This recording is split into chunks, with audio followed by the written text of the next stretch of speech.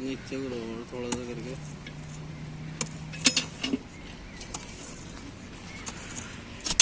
ये देखिए आप, दिखाना एक बार दोबारा से। ये देखिए आप,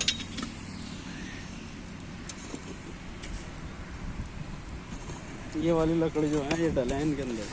कहते हैं प्रचार करता रहता है दूसरों का। भैया मेरे दोस्त लोग हैं, ये मोहम्मद फरमान जो है मेरा दोस्त है, गुलजार ईंट उद्योग। आज हम आपको दिखाते हैं कि ईंट बनती कैसे है। ये मेरे मित्र का ही है भट्टा है, तो दिखाता हूँ मैं कि किस तरह से ईंटें बनती हैं और किस तरह से ये काम शुरू किया जाता है।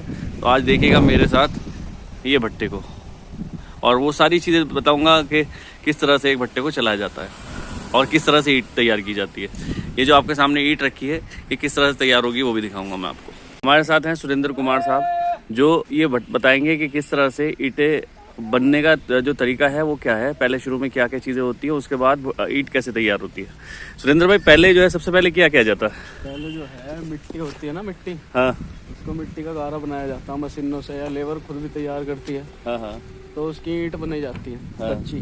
वो ईंट 1-2 दिन में सूख के तैयार हो जाती है, जैसे कि ये है बुग्गे में। अच्छा, ये वाली ईंट है। तो ये अभी कहाँ थी पहले इससे? ये फड़ों में थी, वहाँ खेतों में। आइए चलिए दिखाते हैं कि कैसे इस तरह से शुरू होता है। सुरेंद्र भाई हमारे साथ ही चल रहे हैं और दिखाएंगे कि किस तरह से शुरुआत होती है। जी भाई, यहीं से चलो, देखते हैं कि यहीं से चलते हैं।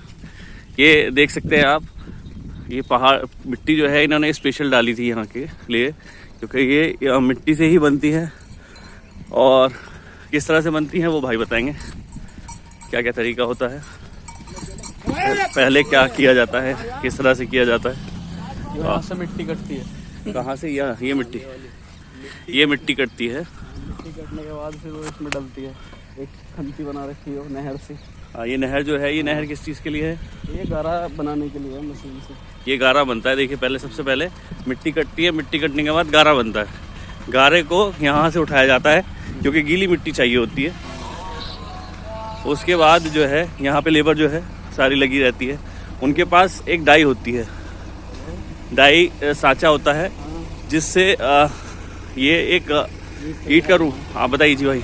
ईंट तैयार हो मैं बस उस डाई से। अच्छा अच्छा, बस ये सूखने लगती है, सूख के अंदर भट्टे में चले जाएंगे। हाँ, भट्टे में बस ऐसे जैसे। ये देखिए, ये जो है ना भाई जो है आपका दिखाएं आपको कि इस तरह से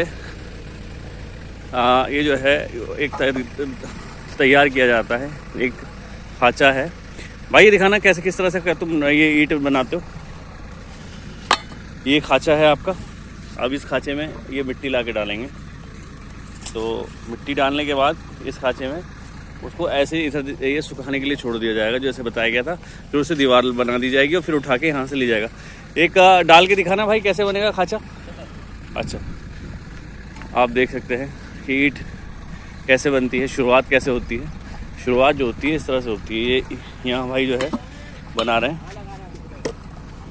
ये देखिए, ये डाई में, ये खांचे में डाला, ये खांचे में डाल दिया और खांचे से ये पलट दिया, ये निकल गई ईंट। इसी तरह से ये गोले बना दिए जाते हैं। इस गोले के हिसाब से जो खांचा जो है इसमें इस तरह से डाली जाती है, मिट्टी को भरा जाता है और उसके बाद ऐसे छोड़ दिया जाता है और ये पूरी की पूरी ऐसी इसी तरह से सूखती है। सूख आप देख सकते हैं, यहाँ तक ये जगह ली जाती है, स्पेस लिया जाता है स्पेशल। और लेने के बाद ये जो है, ये मिट्टी जो है स्पेशल बाहर से आती है। जैसे आप पहाड़ देख सकते हैं, ये मिट्टी बाहर से आती है और उसके बाद वहाँ से खोदने के बाद इसका यहाँ गारा बनाया जाता है। आइए भाई, ये गारा किस तरह से, ये जेसीबी जो लगी हुई है, तो ये तैयार कर लेगा जी, तैयार करने के बाद इनके पास डाल दिया जाएगा लेबर के लिए। ये देखिए गारा कैसे मिला रही है मशीन। ये गारा है जो मशीन के द्वारा मिलाया जा रहा है। ये देखो, वहाँ से उधर सामने से मिट्टी ली गई। मिट्टी लेने के बाद ये जेसीबी द्वारा या हाथ से जैसे भी उससे गारा लिया गया। ये गारा निकल के ऊपर आएगा। ये देखिए, ये गारा बन के तैयार हो रहा है। अब इसी गारे से आपका ईंट बनेगी, दिखाते हैं हम आपको। सबसे अहम रोल रहता है इसका, टांगे, घोड़ा टांगा बुकी, इसका ये इस एरिया से वहाँ तक पहुँचाएगा और उसके बाद जो है, और एक बहुत ख़तरनाक जो जगह है हम आपको वहाँ लेके जाते हैं, जहाँ ये लो भाई हमारे जेसीबी वाले भैया ने पूरी मेहनत कर रखी है, देखो गारा बनाने में। और ये देखो हाथ देखो कितनी तेज़ चल रहा भाई का, ये पूरा अंदर से मिट्टी निकाल दी है, देखो देख सकते हो आप। ये देखो हर हुनर की वैल्यू है। और यहाँ अगर लेबर ज़्यादा लगती तो टाइम ज़्यादा लगता इस गारे को मिलाने में। वही जेसीबी ने आधे एक घंटे में बहुत सारा काम निपटा दिया। देखिए ये बहुत ख़तरनाक एरिया भी है, और इस पे जो काम करने वाले होते हैं उनकी हिम्मत होती है, क्योंकि उन्हें एक अंदाज़ा होता है इसके नीचे आग जल रही है और पता होता है कि कहाँ चलना है कहाँ नहीं। अब देखिए धुआं निकल रहा है, ये सब जो है ये सारा एरिया यहाँ आग लग रही है। और इतनी ख़तरनाक आग है कि आदमी अगर इसमें गिर जाए आदमी ख़त्म, क्योंकि ईंट को पकाने के लिए गर्मी चाहिए होती है, और गर्मी जो है वो आग के माध्यम से यहाँ दी जाती है। और ये चिमनी है, इस चिमनी से ये धुआं निकल रहा है, आप देख सकते हैं धुआं। ये रोज़गार, ये वाला रोज़गार ख़त्म होता जा रहा है धीरे धीरे।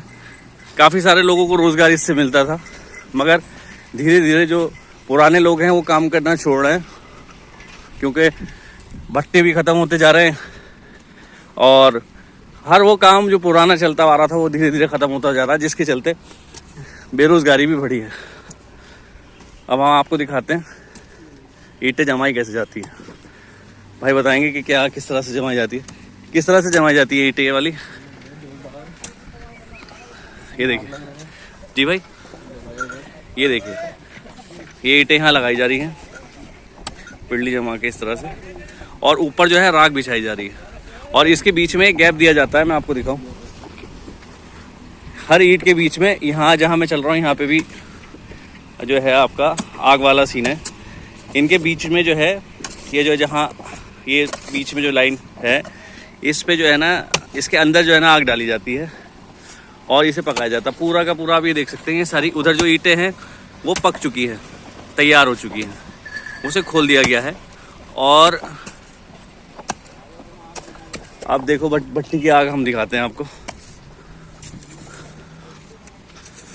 ये देखिए यहाँ गर्मी बहुत अलग महसूस हो रही है और आग बहुत ख़तरनाक आग है। आग नीचे थोड़ा सा करके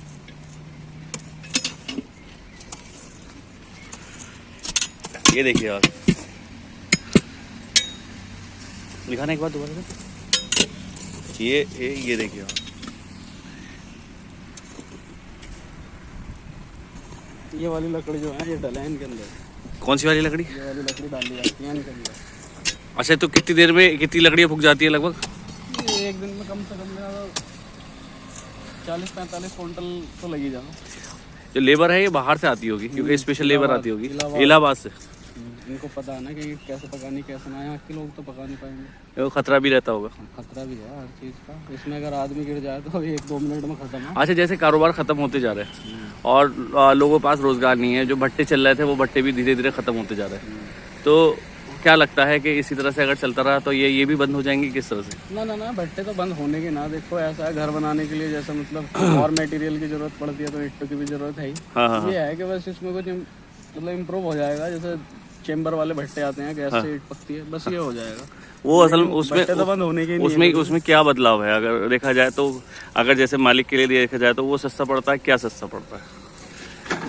बस अपने अपने हिसाब की बात है, सस्ता तो ये भी है वो भी है। हाँ, उसमें बस कुछ ज़्यादा मतलब लेबर की इतनी हेडक नहीं है उसमें। अच्छा, तो आज मतलब ये कुल मिला के उसमें क्या होगा कि उसमें जैसे धीरे धीरे आप देख रहे हैं कि सब कुछ ऑटोमेटिक होता चला जा रहा है।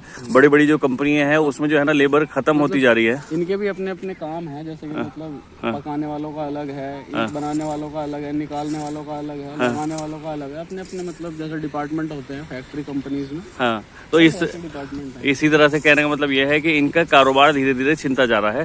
पहले जो कारोबार था क्या था कि सब जगह फैक्ट्री भट्टी हुआ करती थी, फैक्ट्री कांच की फैक्ट्री होती थी, तो काफी सारे लोगों को रोजगार मिलता था। मगर जैसे ही ये इस टाइम तो भट्टे में भी बहुत लोगों को रोजगार मिलता है, कम 200, 250, 300 लोग काम करते हैं। मतलब जैसे 11 फैक्ट्रियां थी ना पहले, अगर 11 फैक्ट्रियों की बात करें तो 2-3 फैक्ट्री जैसे रह गई। और पहले 11 फैक्ट्रियों में जो है ना 24 घंटे काम हुआ करता था, तो उसमें कम से कम 2000-3000 लोग पर डे काम किया करते थे। अगर एरिया की बात करें तो कम से कम 12-13 लोगों को काम यहाँ रोजगार मिलता था। मगर अब तो कम लोगों को है। इसी तरह से भट्टों का भी था, इसी तरह से ये भट्टे भी धीरे धीरे खत्म होते जा रहे हैं। तो आज हमने दिखाया कि किस तरह से भाई के माध्यम से कि किस तरह से, और गर्मी महसूस हो रही है बहुत ज़्यादा, नीचे गर्म है बहुत ये, और गर्मी अलग ही महसूस होती हुई। तो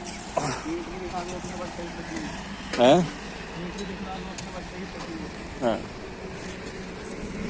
अब जो है हम आपको दिखाते हैं पकी हुई जो ईंट है वो किस तरह से है, वो भी देखिए आप। अच्छा, ईंट का क्या एक जो है अव्वल दोयम इस तरह से कुछ कहा जाता है, ये क्या कहा जाता है, किस तरह से क्या कहा जाता है इसको? ईंट की जो है 5 क्वालिटी बनती है भट्टे के अंदर। अच्छा, सबसे नंबर 1 की होती है अव्वल, जिसको बोलते हैं फर्स्ट नंबर, ये अव्वल रखती है, अव्वल का चट्टा है ये अव्वल। जी, लाल सुरख और आवाजदार ईंट होती है, बस इन्हीं का यूज होता है सबसे ज्यादा, अव्वल। जी। तो इसमें खासियत क्या होती है, ये अव्वल क्यों कहा जाए? सबसे नंबर 1 की ईंट है ना, मतलब ज्यादा पकी, सबसे ज्यादा मजबूत ईंट यही होती है, सीधी सच्ची। हाँ। इसके बाद नंबर 2 पर आती है ये वाली दोयम। हाँ, ये भी इसी के जैसी होती है, लेकिन इससे कुछ कम जानदारी। अच्छा अच्छा, दोयम है हमारी। हाँ हाँ। फिर इसके बाद होती है एक सोयम होती है। सोयम, हाँ, वो कच्चे घरों में पहले जो मतलब काम आती थी, लिसाई लिसाई हो जाती थी गारे की, हाँ, तो उसके काम आती है। एक होती है चटका, वो मुड़ी तुड़ी ईंट होती है, वो आती है नींव जैसे फाउंडेशन, मतलब नींव भरते हैं ना, हाँ, उसमें काम आती है वो ज्यादातर, वो मजबूत होती है। तो इनके रेट भी अलग अलग होते हैं? हाँ, रेट भी अलग अलग होते हैं, सबसे ज्यादा रेट इसी के होते हैं अव्वल के। अच्छा अच्छा अच्छा। दोयम के और चटके के लगभग अच्छा, बराबर। गगन नाम दिया हुआ है, गगन नाम बहुत पुराना नाम है ये। गगन ऐसा है जैसे मीरापुर मुजफ्फरनगर की ईंटों का नाम पहले गगन होता था, हाँ। तो वो सब जगह गगन ही हो गया, हर किसी ने गगन ही कर लिया। अच्छा, तो फिर अगर जैसे यहाँ से किसी को ले जाना हो तो फिर कैसे लेके जाएंगे क्या? यहाँ से मतलब ट्रांसपोर्ट का साधन है, जैसे ग्राहक खुद भी लेके जा सकता है, हम भी पहुँचवा देते हैं। जैसे शहर है, शहर में तो बुग्गे हो सब चली जाएंगे ईंट पे। हाँ। और वैसे कहीं बाहर जानी हो थोड़ी बहुत दूर, तो ट्रैक्टर का वो है हिसाब किताब। आप देखिए धीरे धीरे घोड़ा बुग्गी भी खत्म होते जा रहे हैं, कहीं नहीं दिखते, बस ये यहाँ दिखेंगे आपको घोड़ा बुग्गी के जैसी, जो इस तरह के जो भट्टे हैं उसमें ही घोड़ा बुग्गी नजर आएगी। पहले ये रोड पे आम चला करती थी। अगर हम मंडावर रोड की बात करें तो मंडावर रोड पे यहाँ किरतपुर से मंडावर तक घोड़ा बुग्गी के माध्यम से जाया जाए जो लोग जाते थे, मगर अब देखने को ही नहीं मिलती है घोड़ा बुग्गी, और बहुत कम इसका इस्तेमाल हो रहा है। तो हर जगह हर किसी न किसी का वो चीज़ें ख़त्म होती जा रही हैं और रोज़गार भी ख़त्म होता जा रहा है। तो मैं भाई का दिल से शुक्रिया अदा करना चाहूँगा कि भाई ने आज जो है हमें भट्टा घुमाया पूरा, और भाई से कहूँगा कि रोज़गार को लेके कोई एक लास्ट मैसेज दें कि अगर कितने सारे लोग अगर किसी से जुड़े हुए हैं तो क्या रोज़गार को लेके मैसेज देना चाहेंगे?